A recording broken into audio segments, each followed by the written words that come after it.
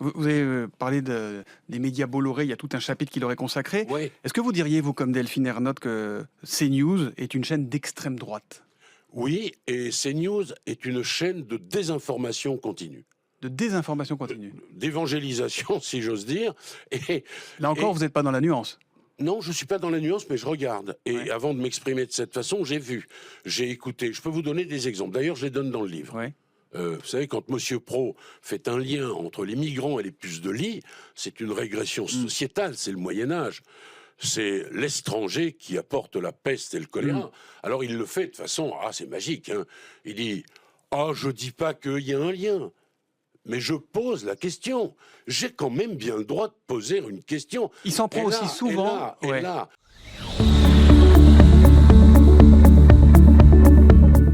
Les finances de France Télévisions sont dans un état critique. Un rapport de la Cour des comptes alerte en particulier sur une masse salariale hors de contrôle et une organisation du travail déconnectée de la réalité. Ce qui est pointé du doigt, des indemnités de licenciement supérieures au droit commun, des véhicules de fonction dont l'utilité opérationnelle est contestée, des frais de mission élevés, un recours très intensif au taxi. Ce dernier a d'ailleurs coûté près de 4 millions d'euros en 2024 à France Télévisions, ou encore des rémunérations étonnantes. Résultat, le premier groupe audiovisuel public de France, dont le budget est financé à 80% par de l'argent public, pourrait voir sa trésorerie tomber dans le rouge dès 2025 avec un solde négatif de près de 27 millions d'euros. L'État actionnaire pourrait même devoir être obligé d'agir avant le 31 décembre 2026 face à la baisse vertigineuse des capitaux propres. Si rien n'est fait à cette échéance, le groupe risque une dissolution. Face à cela, la Cour des comptes enjoint France Télévisions à une réforme indispensable, structurelle et urgente.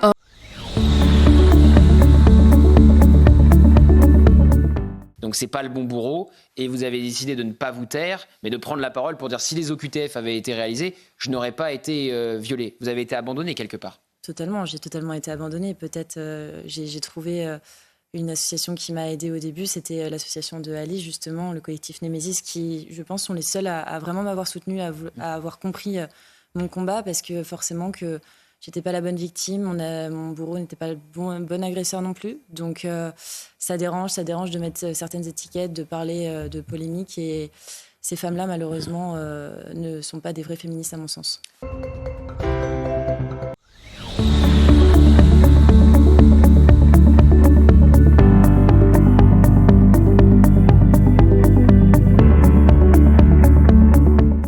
Não há palavra mais apropriada para descrever o que está ocorrendo em Gaza do que genocídio. Por isso, o Brasil decidiu tornar-se parte do caso apresentado pela África do Sul à Corte Internacional de Justiça. Nada justifica tirar a vida ou mutilar mais de 50 mil crianças.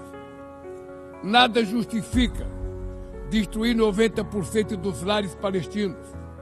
Nada justifica usar a fome como arma de guerra, nem alvejar pessoas famintas em busca de ajuda.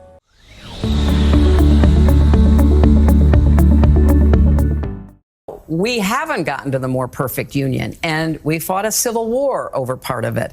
And people have been protesting, for hundreds of years that, things were not as they should be, given our ideals and how we should be moving toward them. So I think that's what makes us so special as a country. And the idea that you could turn the clock back and try to recreate a world that never was, dominated by, let's say it, white men of a certain persuasion, a certain religion, a certain point of view, a certain ideology, is just doing such damage to what we should be aiming for. And we were on the path toward that. I mean, imperfectly, lots of, bumps along the way.